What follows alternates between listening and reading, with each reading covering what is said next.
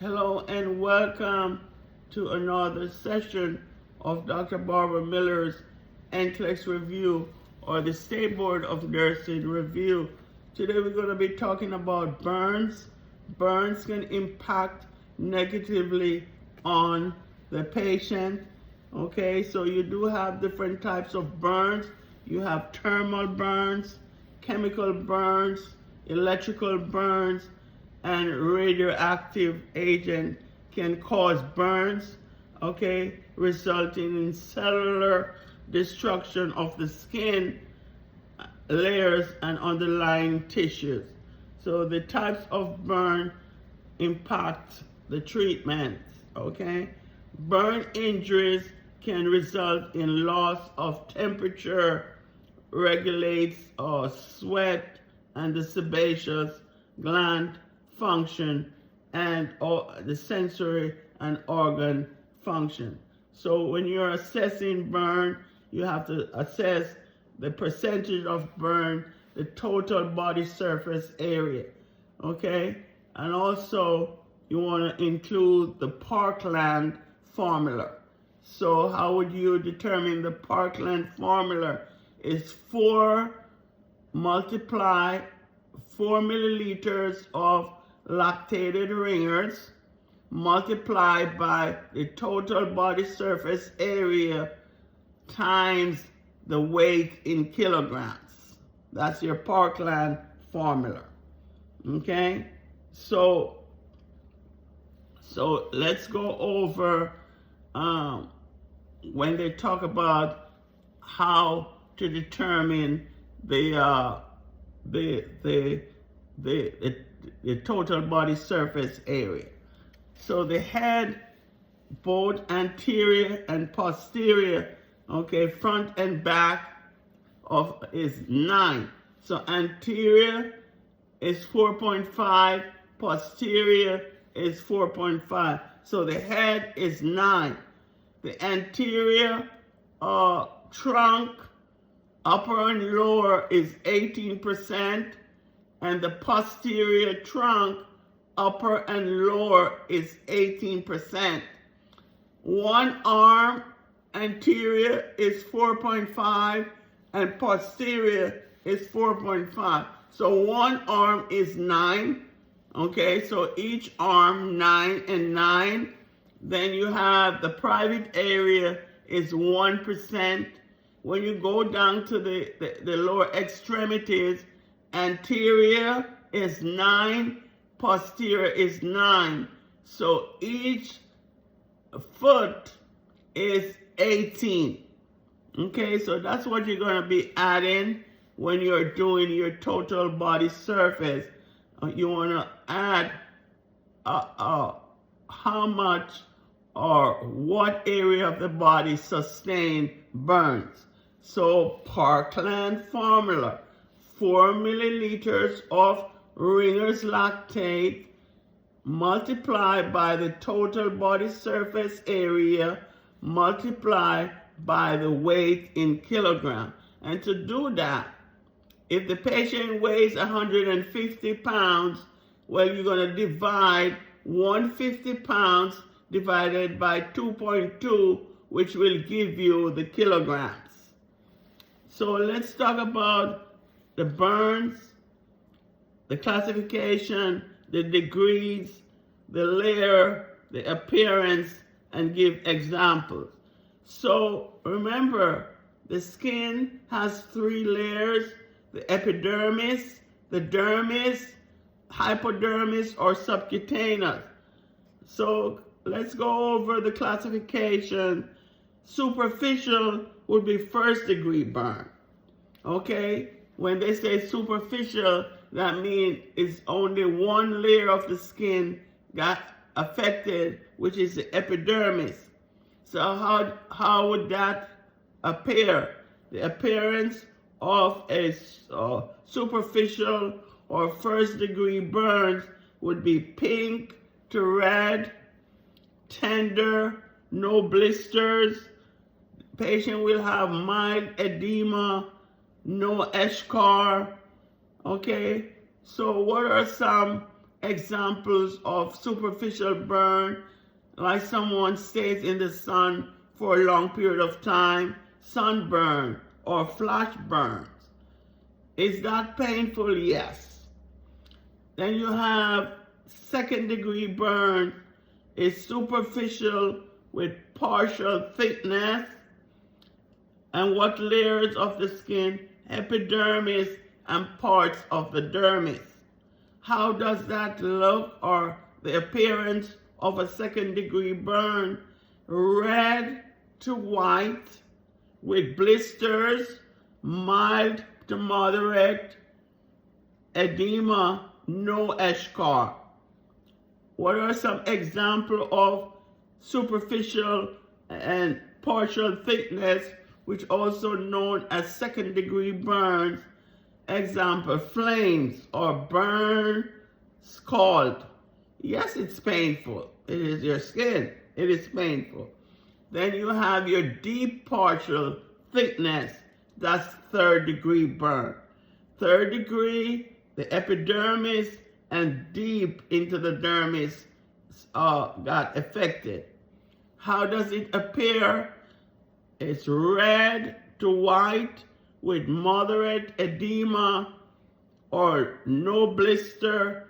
It's soft and dry with eschar. What are some examples of a deep partial burn or a third-degree burn? Flame and burn scalds like grease, tar, or chemical burns. For example, exposure to a hot object for a prolonged time. Does it painful? Yes.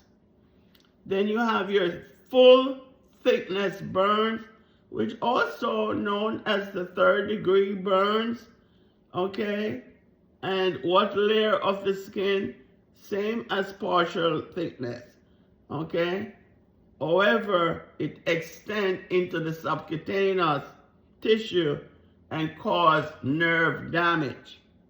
Appearance of a full thickness burn, also third degree, when it hit the subcutaneous, so it hit all the layers.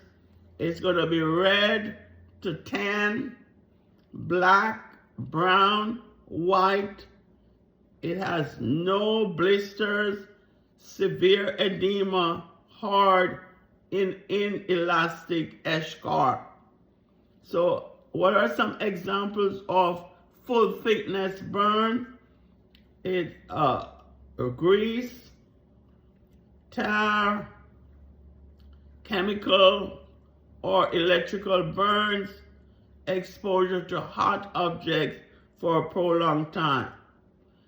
Here, remember, the nerves is damaged, so it may or may not be painful.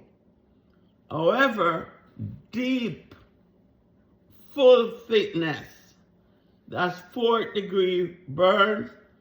That means all layers of the skin now involved. Appearance is going to be black with no edema. Example, chemical. So here, no pain at all because all the nerve endings are damaged.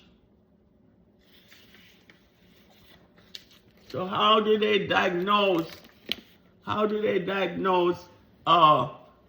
Burns? CBC, serum electrolytes, blood urea nitrogen, arterial blood gas, fasting blood gas, liver. So a whole series of diagnostic tests when it comes to burn patients. The initial fluid shift, first 24 hours after injury, the hemoglobin and the hematocrit elevated due to fluid shift into the interstitial spacing, and patient will have fluid loss. Sodium decrease secondary to third spacing. Potassium increase due to disruption of sodium-potassium pump. tissue destruction, and red blood cells have hemolysis. Fluid mobilization, 48 to 72 hours after injury, the hematocrit and the hemoglobin will decrease due to fluid shift from the interstitial back into the vascular fluid. Sodium remains decreased and potassium increases due to renal loss and movement back into the cells. You want to also monitor the white blood count. The initial, it will increase, then decrease when the shift to the left on increase the percentage of neutrophils having only one or few lobes. The blood glucose must be monitored. It's going to be elevated due to stress response. The arterial blood gas, patient will have slight hypoxemia. Hypoxemia means low oxygenation to the blood and metabolic acidosis. So patient with burn will have metabolic acidosis. So total protein albumin low due to fluid loss. Okay? These patients will need major collaborative care, nursing intervention. You want to maintain airway and ventilation. That's the first.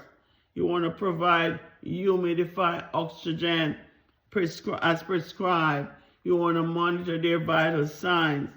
You want to maintain cardiac output.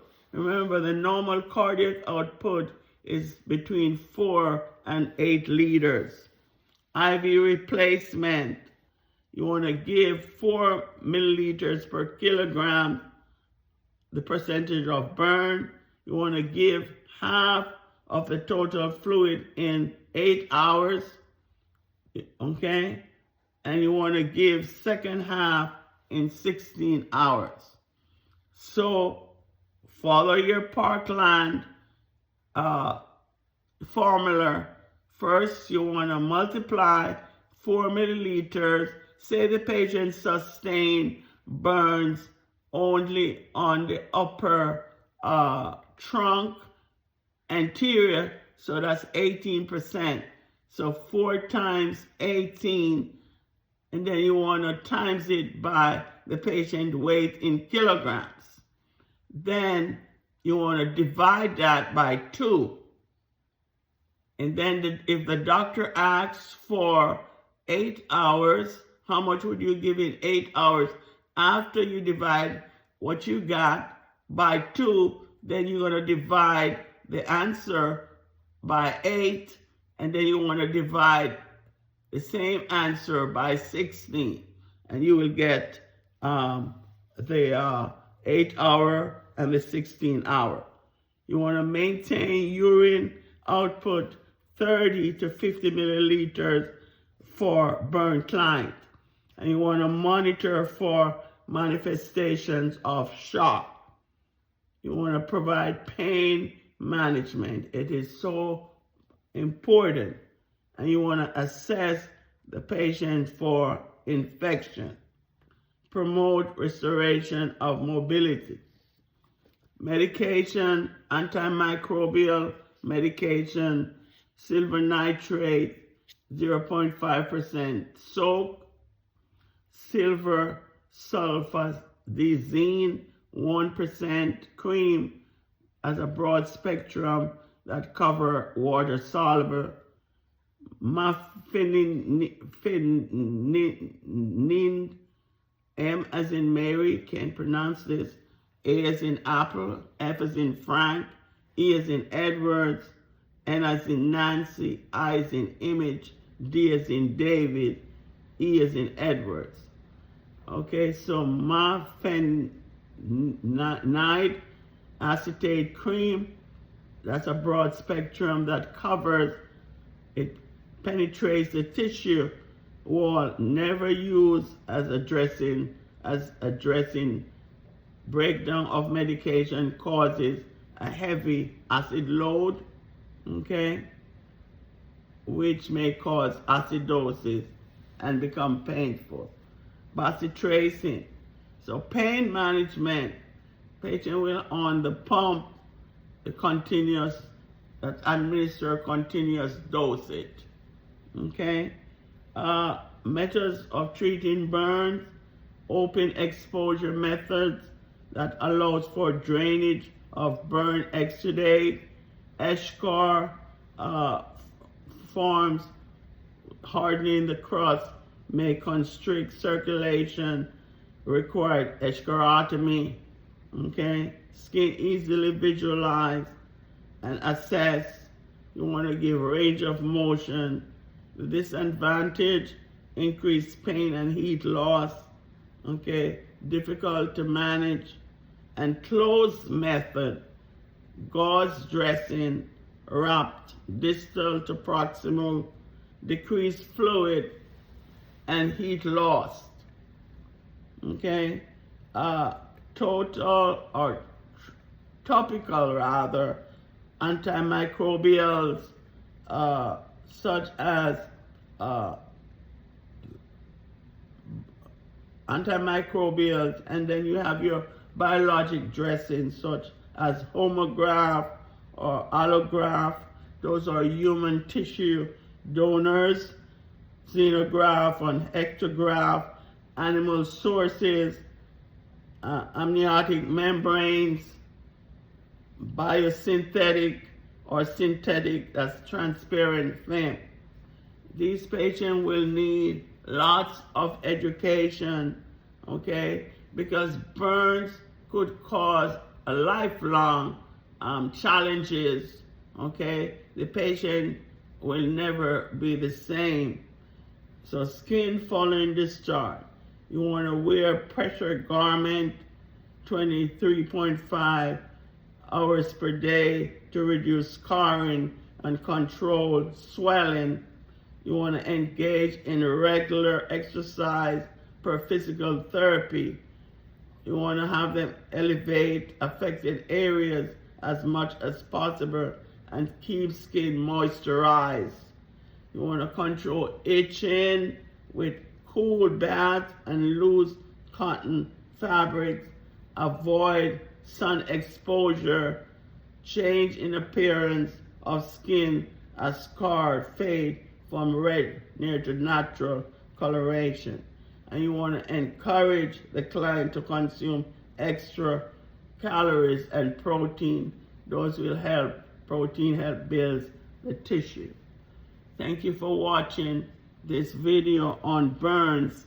Burns can impact negatively on the overall health status of a patient. It could be a lifelong challenges, okay, that patient has to go through. Thank you, and thanks for all the support given to the channel, and thanks to all my viewers and my subscribers. See you in another video. Thank you so much.